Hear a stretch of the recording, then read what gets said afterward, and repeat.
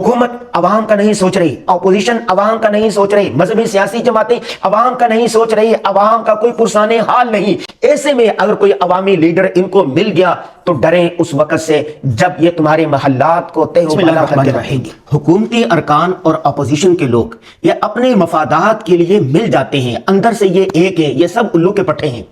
मेरे सामने आज का ये अखबार है, में क्या लिखा हुआ है कि सेनेट में बिल पेश किया गया कि साबिक जो सेनेट के लोग हैं, पार्लियामेंट के लोग हैं, उनको ब्लू पासपोर्ट जारी किया जाए ता हयात। इसी तरह उनकी बीवी के लिए भी ब्लू पासपोर्ट ता हयात, उनके बच्चों के लिए भी ब्लू पासपोर्ट दिया जाए। और इसमें हुकूमत के लोग, अपोजिशन के लोग, तमाम लोग यक ज़बां हो गए।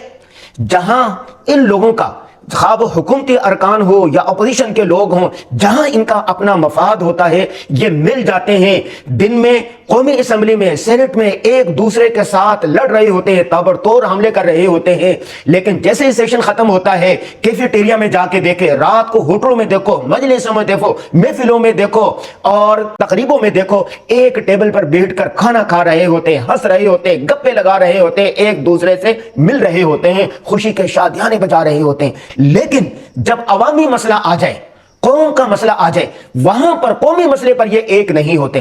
अब आप देखें पेट्रोल की कीमतें 400 450 तक पहुंच गई है। गरीब आवाम का जीना दोबर हो गया है। जिसकी 20-25 हजार आमदन है वो किस तरह जिए, एक वक्त की रोटी खाने पर मजबूर है। अगर वो रोटी खाता है कि सेहत के लिए पैसे नहीं है, अगर इलाज मुआवजा करता है तो स्कूल में बच्चों के लिए फीस नहीं है। आवाम रो रही है, बिलक रही है, आंसू बहा रही है। मौलाना फजल रहमान साहब ने ऐलान किया कि हम पेट्रोल की कीमतों बढ़ने के खिलाफ एहतिजाज करेंगे। सिर्फ वही साथ रहे और कोई नहीं था। हुकूमती लोग आए, मौलाना फजल रहमान साहब से मुलाकातें की और यह एहतिजाज मुलतवी कर दिया गया। इसी तरह अपोजिशन ने कहा कि हम एहतिजाज करेंगे, लेकिन हुकूमती लोग मिले और मामला वहीं दब गया। कराची की सड़कों का बुरा हाल है।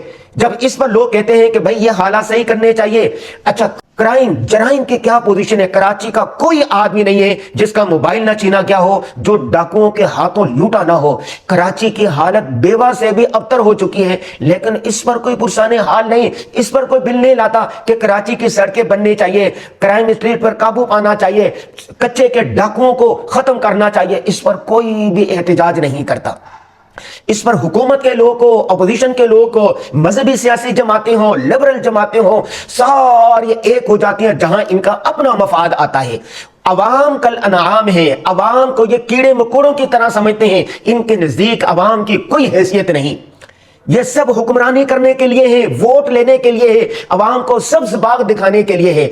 ऐसे में याद रखें, अगर अवाम का पारा चल गया, अगर अवाम बिफर गई, अवाम गुस्से में हो गई, तो जैसे फ्रांस में इंकलाब आया था, जब अवाम ने कहा कि खाने के लिए रोटी नहीं है, मलका ने कहा केक क्यों नहीं खा लेते। जब उसने ये मजाक किया, ये तज़हीक की, तो अवाम बिफर गए और फिर बादशाहों के महल्लात को तेहो बाला करके रख दिया, ताराज करके रख दिया, और फिर ना महल्लात रहे ना बादशाह रहे। लीबिया में क्या हुआ, इराक में क्या हुआ, सोमालिया में क्या हुआ, रूस में क्या हुआ। असल ताकत अवाम होती है, लेकिन अवाम को जब कोई अवामी लीडर मिल गया, या अच्छा इसी तरह वहां देख लिया बांग्लादेश में क्या हुआ। अवाम की जिंदगी अजीरन हो चुकी थी, कोई पुरसाने हाल नहीं था, अवाम मर रहे थे भूखों।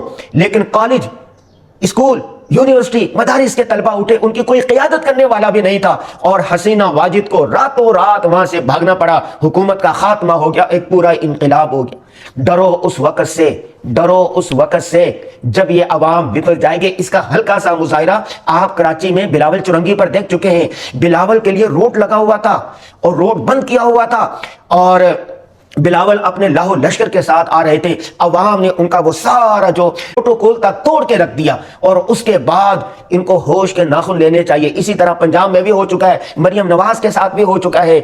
25 करोड़ आवाम है, लेकिन हुक्मरान, ये अशराफिया, ये कितना होगा?